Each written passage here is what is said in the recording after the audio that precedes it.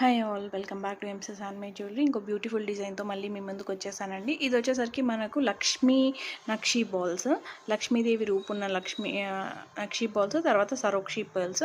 Length వచ్చేసరికి మనకు 22 inches length వస్తుంది. అండ్ బ్యాక్ అడ్జస్ట్మెంట్ 3 రింగ్స్ ఉండడం వల్ల 22 to 24 ఇంచెస్ అనేది ఖచ్చితంగా వస్తుందండి.